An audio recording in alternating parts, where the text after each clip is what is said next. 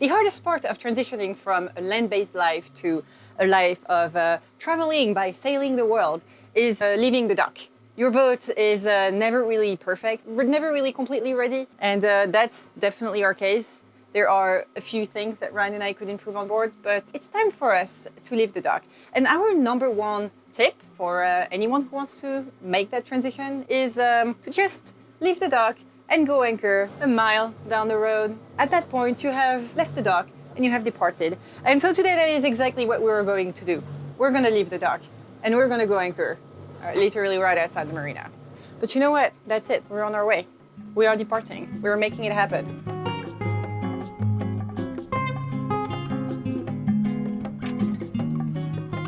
Today we are taking our friend Chris with us, who is with crew today. Really good crew, I will say too.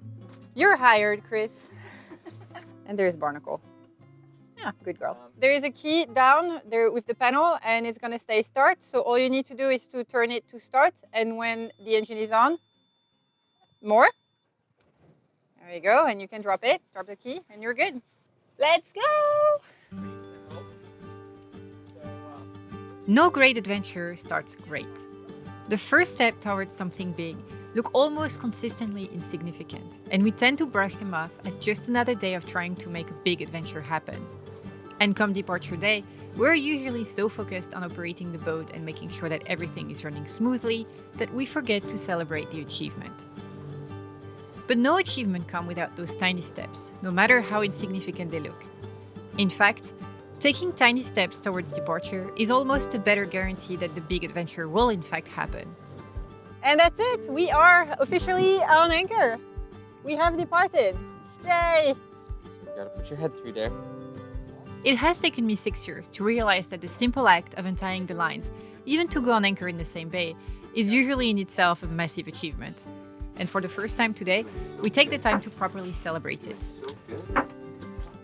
That's it, guys. First, quote-unquote, passage of the season. And today we are going back to some Chesapeake Bay origin of ours. We're going to West River, which is north of Harrington Harbor North, where we spent quite a bit of time this winter. We're gonna go hang out with our friends, Jen and Chad, and Roberta and Duca. It's gonna be super fun. Yeah, that's it. We're living our nomadic lifestyle again. Well, some people are ready to go get on the high sea over here.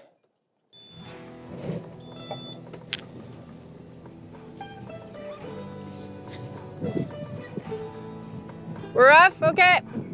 For the last couple of days, the east coast of the United States has received all of the smoke from wildfires in Quebec, in Canada.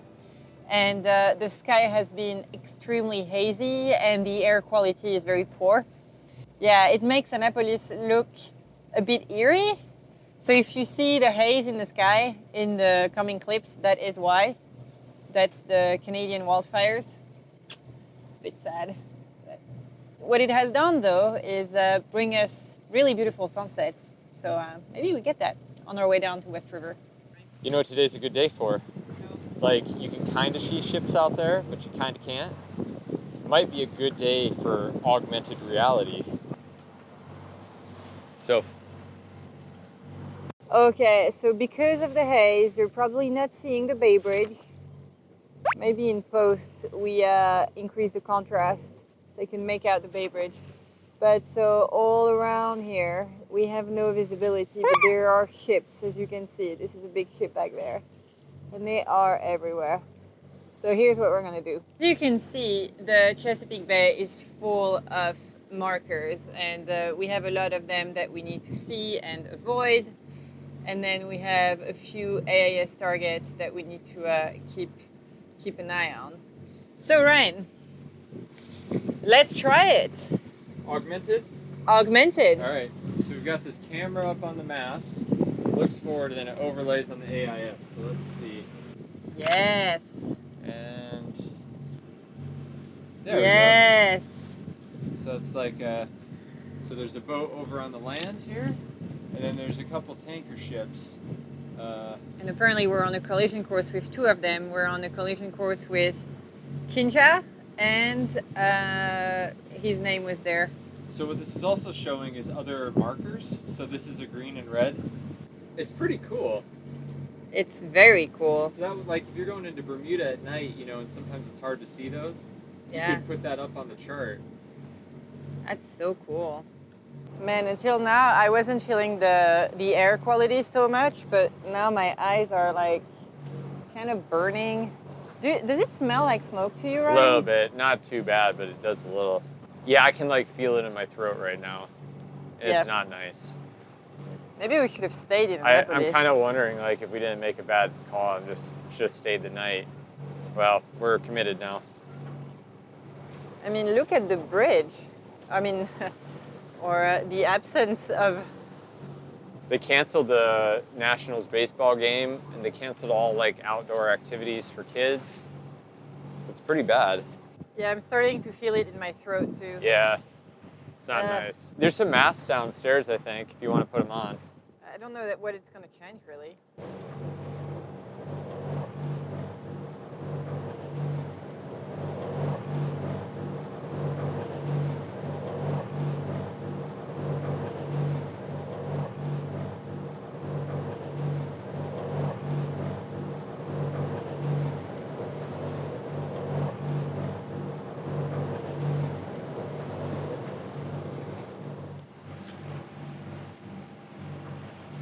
There haven't been a lot of times in the past that we told ourselves that we may have made a bad decision or a bad call. And this may be one of those times. There's been a few times when we've turned around, when we just realized that the conditions were not great. But this time we're really not going far, so we're halfway there already. By the time we turn back, well, we would arrive. It's only 2 hours away. It feels very dystopian. Yeah. So dramatic.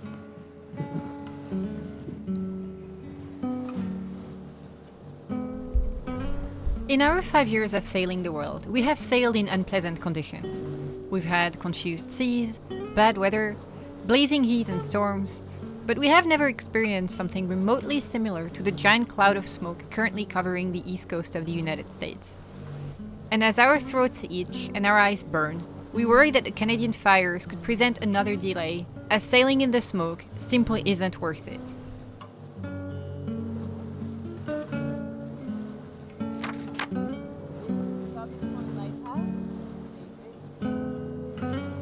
I'm wondering if it wouldn't be wise of us to wait a little longer for that smoke to go away before we go to Nova Scotia. Well, I was thinking about that on the way down here.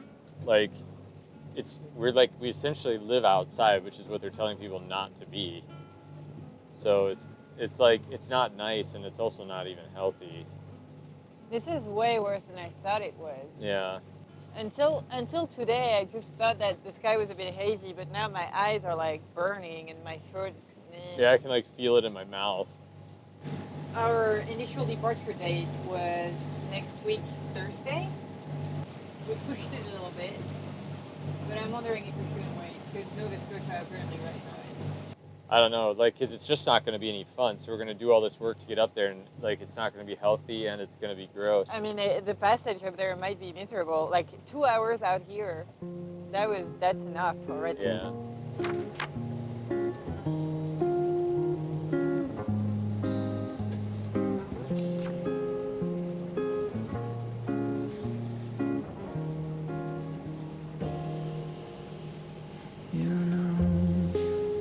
Slow night will fade away, and we go back to our old ways, to prefer strangers in disguise. Okay, you ready? Yeah. When the sound is going,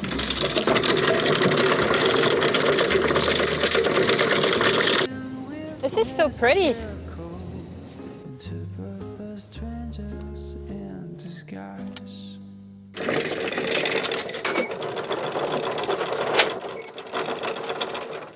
Sit down. Nicole, are you interested in anchoring?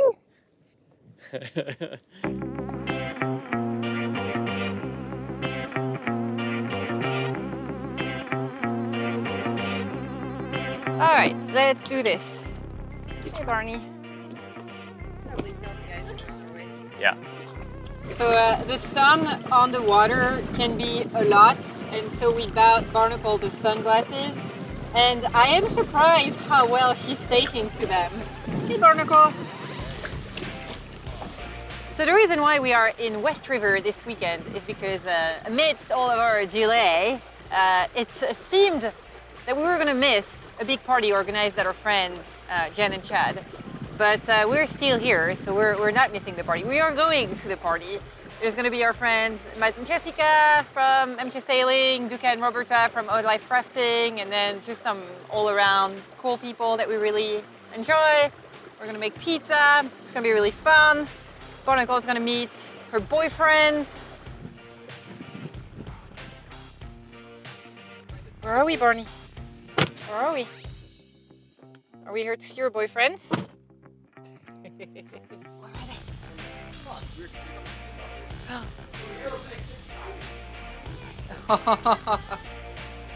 Aww. Did you find your boyfriend? Is the day of annoyance starting? Sorry, Ray Ray. Wow, you guys, I mean, if this doesn't look amazing. This screams American charcuterie board. Very American.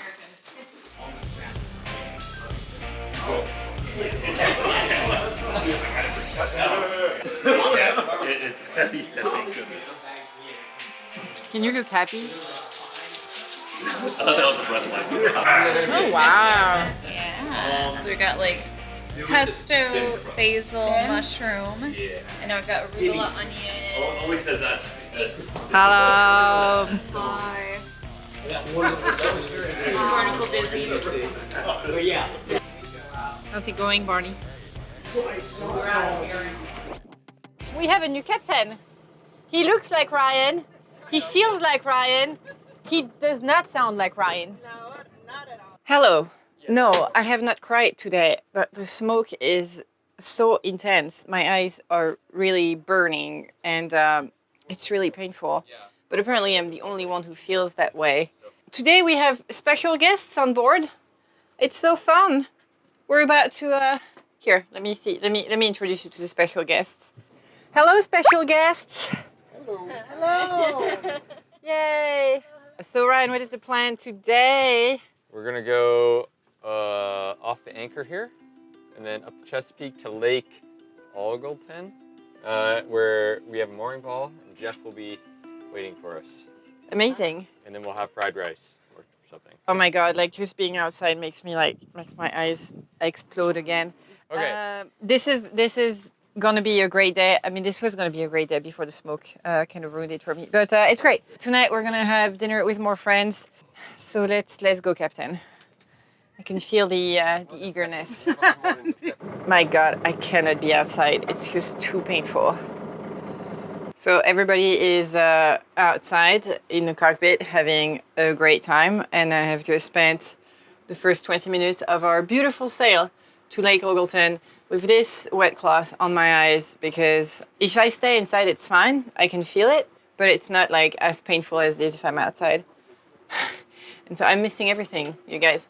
The view that I have is through the windows, and there is bird poop on the window. So pretty. And then there's the bird poop. Luckily for me, and thanks to the magic of technology and Ray Marine, I can enjoy the sailing without being in the cockpit, without the view. Let me show you how. Okay, so we're gonna do this. We're gonna go to the home menu, and then we're gonna go to video.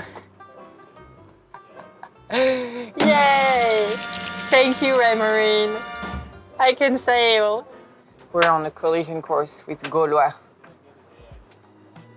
That was the best precedent we were all at during.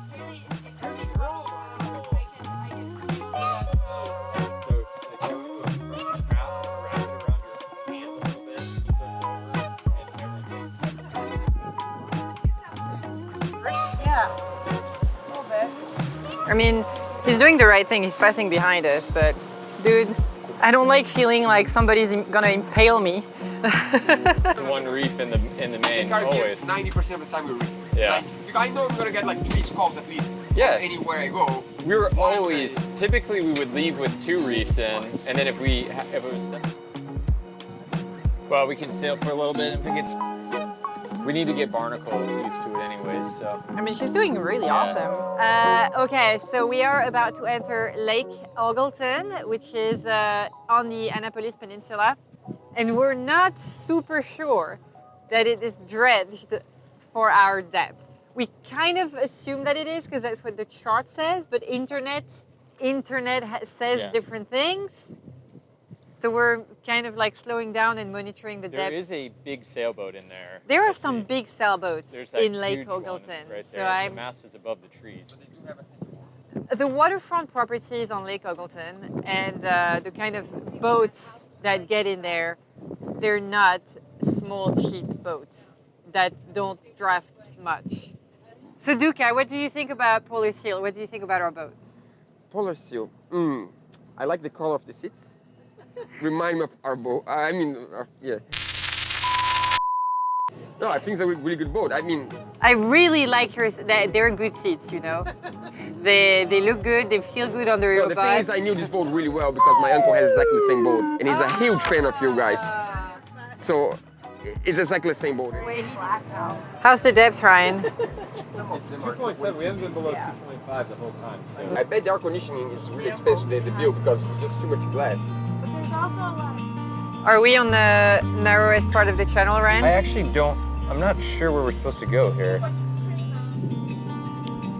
He said the big mooring ball, and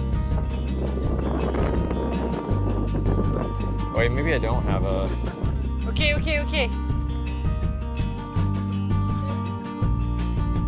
Yeah, good. Oh wow. No, by now they don't really. Okay, so this weekend we're just going from friends to friends, and tonight we are at our friend's Jeff, and Jeff is an amazing cook, and tonight, I mean, look at that. We all got medals. No way. Yeah. Yo, he's on his way. Wow. So I say that I have. Like there's no one in our family. In our 5 years of living on board a boat, we have had many departures and almost as many delays. But when I look back, there is a clear common denominator between those last moments that we spend somewhere right before we go. And it is that we actually do not mind those delays, because they allow us to enjoy time with our friends one last time, and then one more last time. But hey, the weather isn't so great this week, so we'll make time to see you again before we go. That's right. Before we depart, we typically spend 2 weeks saying goodbye. During our time in Annapolis, we have had the chance to make amazing friends, the kind that we will have our entire life. And while over the years, we have spent so much time, resources, and money trying to make our life on the water as self-sufficient as possible, in the last 3 months, our lives would have not gone round without the help we received from those friends. So next week, we are leaving the Chesapeake Bay. But we know that we will return, and Annapolis will always have a special place in our hearts as the city where your friends make it possible for great adventures to start.